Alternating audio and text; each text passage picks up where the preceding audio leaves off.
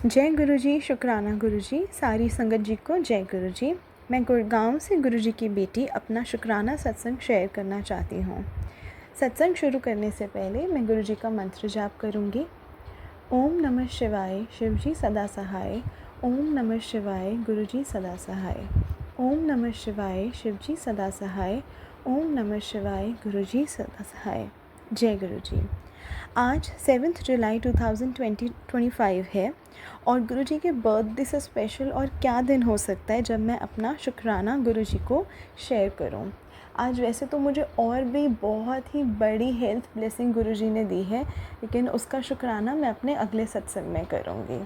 तो गुरु जी की इतनी सारी ब्लेसिंग्स, इतनी सारी कृपा के लिए बस मैं उनका दिल से शुक्राना करना चाहती हूँ और ऐसे ही गुरु जी अपने सत्संग मुझसे शेयर करवाते रहें। ये शुक्राना मेरे और मेरे हस्बैंड अंकल जी के बारे में है कि कैसे जब सब बिखर गया था और कोई होप नहीं थी कि मैं और मेरे अंकल जी की शादी हो पाएगी, तब गुरुजी हमारी लाइफ में ऐसे चमत्कार लाए कि सब अपने आप ही ठीक होता चला गया। शुक्राना गुरुजी। मैं अपने अंकल जी को बहुत सालों से जानती थी और हम एक दूसरे के साथ शादी भी करना चाहते थे। हम दोनों अच्छी बिज़नेस फैमिली से बिलोंग करते हैं और अपनी लाइफ में प्रोफेशनली भी अच्छा कर रहे थे।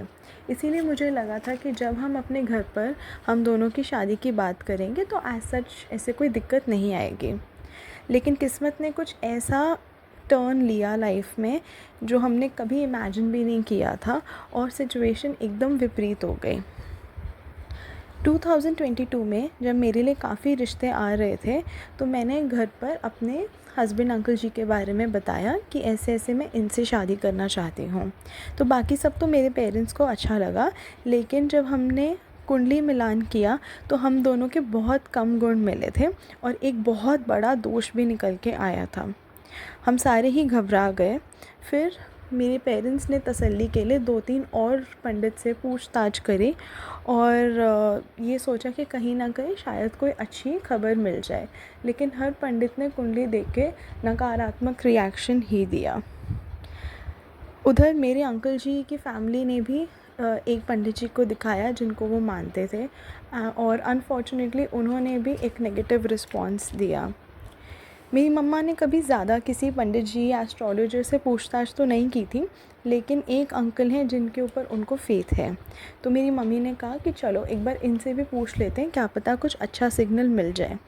हम जब उनके पास गए तो उन्होंने भी कुंडली देखी। उस दिन बहुत भीड़ थी और उन्होंने बहुत ही ब्रीफ में हम दोनों की कुंडली देखी, लेकिन उन्होंने भी गुण कम होने की वजह से और 1-2 और चैलेंजेस के चक्कर में हमें मना कर दिया और कहा कि ये रिश्ता मेरे लिए बिल्कुल भी ठीक नहीं है। जब उन्होंने मना किया तो दिल सच में बैठ गया था और लगा था कि अब तो पेरेंट्स को कन्विंस करना बहुत मुश्किल हो जाएगा। फिर एक दिन हम मार्केट किसी काम से गए, हम ज्वेलरी शॉप पे गए तो देखा वहाँ पे एक बंदे पत्री दिख रहे हैं। तो हमने सोचा चलो अब आए हैं तो एक बार इनको भी दिखा लेते हैं। 7 जून का वो दिन था और मैंने जब हम दोनों की कुंडली उनको दिखाई तो उन्होंने तो ऐसी ऐसी बातें बोल दी हम दोनों के फ्यूचर के बारे में कि सुन के ही दिल भी बैठ गया और मन भी एकदम टूट गया था। उन्होंने हमारे दिल में इतना डर बैठा दिया था हम दोनों की शादी और आगे के फ्यूचर के बारे में कि जो बची कुची होप थी वो भी ख़त्म हो गई थी। मैंने उस दिन जब अपने अंकल जी को उस पंडित के बारे में बताया तो कहीं ना कहीं वो भी और घबरा गए और धीरे धीरे हम दोनों के बीच में चीज़ें बहुत ख़राब होती गई। उससे कुछ महीने पहले ही अनफॉर्चुनेटली मेरे हस्बैंड अंकल जी के फादर की भी डेथ हो गई थी और उस चक्कर में उनके घर पे भी बहुत ज़्यादा चीज़ों को लेके तनाव रहने लग गया था और वो भी यही चाहते थे कि आगे की लाइफ में बस अब कोई दिक्कत ना आए और सब अच्छा ही हो। तो उनके डर, फिर हमारी परेशानी, हमारे डर, इन सब चीज़ों के चक्कर में कहीं ना कहीं मेरे और मेरे हस्बैंड अंकल का रिलेशनशिप सफ़र कर रहा था और धीरे धीरे करते करते हमारी बात एकदम कम होने लग गई। हमें ऐसा लगने लग गया था कि हमारी फैमिली अगर सैटिस्फाइड नहीं है तो हम ज़बरदस्ती उनको कन्विंस नहीं करेंगे और धीरे धीरे करते करते सब ख़त्म ही हो गया और लास्ट में तो ऐसा हुआ कि बस हमारी बात बिल्कुल बंद हो गई। ऐसा लगा था कि कहाँ हमने एक दूसरे के साथ पूरी लाइफ स्पेंड करने के बारे में सोचा था और कहाँ हम ऐसी सिचुएशन में आके फंस गए हैं जहाँ पे कोई उम्मीद ही नहीं है। फिर बहुत टाइम बीत गया जब हमारी बात एकदम ख़त्म थी। हमने और भी कोई रिश्ते नहीं देखे, बस हम अपने थोड़ा बहुत काम पे ध्यान देते थे और कुछ और लाइफ में ज़्यादा कर नहीं रहे थे। मेरी मम्मी की एक फ्रेंड है जो उनकी फैमिली गुरुजी को बहुत मानती है, तो मेरी मम्मी ने कहा था कि जब भी वो बड़े मंदिर जाएं तो उन्हें और मुझे अपने साथ लेके जाएं। तो ऐसे ही उन आंटी जी का एक दिन फ़ोन आया और उन्होंने मुझे कहा कि आज हम बड़े मंदिर जा रहे हैं और अगर साथ चलना है तो चलो। उस दिन मैं उनके साथ गुरुजी का बुलावा आने पर बड़े मंदिर गई। मंडे का वो दिन था और बहुत अच्छा लगा बड़े मंदिर जाकर। हमने चाय प्रसाद लिया और ब्रेड पकौड़ा प्रसाद लिया और बहुत अच्छा फ़ील हुआ। और मैं वापस आई तो कुछ ऐसा लगा जैसे अंदर कहीं मन में कुछ ऐसा है जो सेट हो गया, जो अच्छा फ़ील हो रहा था। उसके बाद 1 जनवरी को 2023 में न्यू ईयर्स की बात है, जब मेरी फ्रेंड ने भी बड़े मंदिर जाने का प्लान बनाया। तो फिर मैंने उसको हाँ बोली। हम उस दिन भी गए, उस दिन भी बहुत अच्छे दर्शन हुए। जब वापस मैं दर्शन करने के बाद घर पहुंची तो जो मेरी जैकेट थी, जो कि एकदम पैक्ड थी, टाइटली पैक्ड थी, लेकिन जैसे ही मैंने घर आकर अपनी वो जैकेट खोली तो उसमें से बहुत सारे गेंदे के फूल निकले। तो मैं बहुत सरप्राइज़ हो गई कि ये कहाँ से आए। मुझे तो बिल्कुल उम्मीद ही नहीं थी कि ऐसा कुछ है। और फिर मैंने सोचा तो मुझे लगा क्या पता ये गुरुजी की कोई ब्लेसिंग आई हो मेरी लाइफ में। और आज जब मैं पीछे मुड़ के देखती हूँ तो पता चलता है कि वो हाँ गुरुजी की एक बड़ी ब्लेसिंग ही थी। तो उसके बाद मानो सब कुछ एक पॉजिटिव डायरेक्शन में जाना शुरू हो गया था।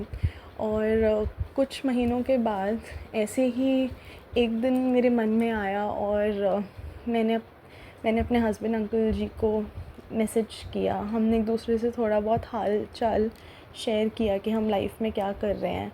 ऐसे 1-2 दिन हमारी कुछ बात हुई और फिर पता नहीं क्यों एक दिन ऐसा लगा कि क्या हम वापस चीज़ों को वर्कआउट कर सकते हैं क्या। उम्मीद तो तभी भी कोई नहीं थी। 2 साल लगभग बीत चुके थे और ऐसा लग रहा था कि अभी भी तो सब सेम ही है।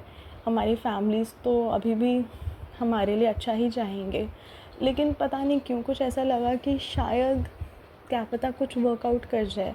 तो ऐसे ऐसे थोड़ी थोड़ी हमारी बातचीत शुरू हुई और हमने एक एक चीज़ को बैठकर समझकर एक दूसरे के साथ बताया।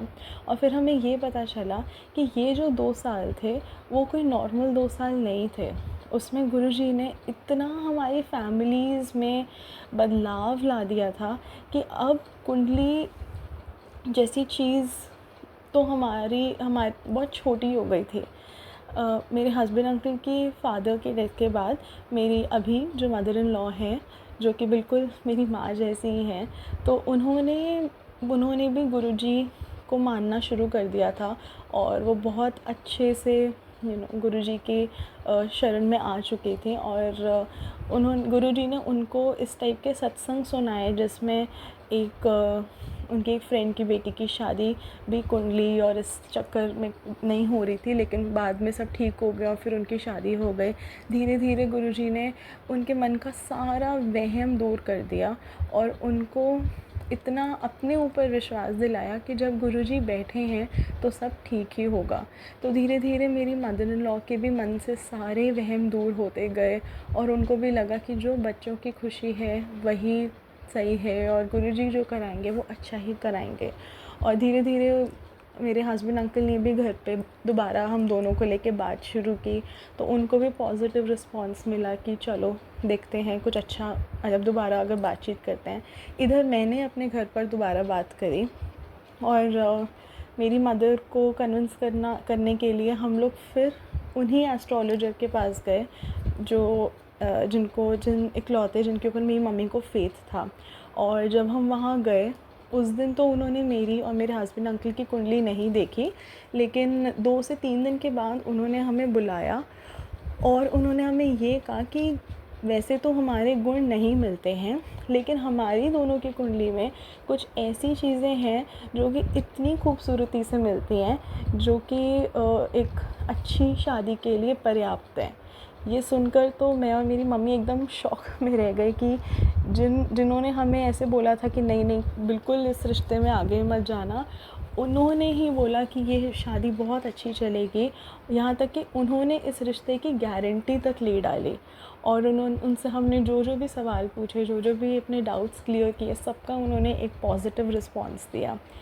तो यही गुरुजी की महिमा है कि कैसे जब उनको हमारा काया पलट करनी होती है, हमें हमें ब्लेसिंग देनी होती है, तो वो सब कुछ सुंदर बना देते हैं, सब कुछ वर्कआउट करवा देते हैं। तो बस ये उनकी मेहर थी कि तब इधर मेरी फ़ैमिली में इस तरीके से उन्होंने कन्विंस करवा दिया, और वहाँ मेरे हस्बैंड अंकल की फ़ैमिली में भी फ़ेथ के बेसिस पे सब अच्छा हो गया। और बस फिर तो क्या, दोनों फैमिलीज़ अच्छे से मिले, सारी चीज़ें अच्छे से हुई, स्टेप बाय स्टेप फटाफट से मीटिंग भी हो गई, रोका भी हो गया। और आज जब मैं ये सत्संग रिकॉर्ड कर रही हूँ तो हमारी शादी को 4 महीने से ऊपर हो चुके हैं, और गुरुजी की ब्लेसिंग से, गुरुजी की कृपा से हम बहुत बहुत अच्छी लाइफ लीड कर रहे हैं, और हम सब बहुत खुश हैं। हर दिन ऐसा लगता है कि इससे अच्छा तो लाइफ में कुछ हो ही नहीं सकता था। तो गुरुजी को बहुत बहुत सारा शुक्राना। Thank you Gurupa, thank you Guruji. आपने ये जो पूरी हमारी लाइफ को एक नई डायरेक्शन, एक नई ब्लेसिंग दे दी है, उसके लिए धन धन गुरुजी आप, और आपको बहुत बहुत शुक्राना। और बस यही प्रेयर है कि ऐसे ही वो अपनी ब्लेसिंग हम सब पे बनाए रखें, और हम ऐसे ही उनके लिए, उनके पास बैठकर सत्संग शेयर करते रहें। सो जो आंटी जी मेरा सत्संग शेयर करेंगी, उनको भी बहुत सारा शुक्राना। और धन धन गुरुजी, थैंक यू सो मच गुरुपा। जय गुरुजी। मैं मंत्र जाप के साथ अब अपना सत्संग यहीं पे ही समाप्त करती हूँ। ओम नमः शिवाय, शिवजी सदा सहाय। ओम नमः शिवाय, गुरुजी सदा सहाय। ओम नमः शिवाय, शिवजी सदा सहाय। ओम नमः शिवाय, गुरुजी सदा सहाय।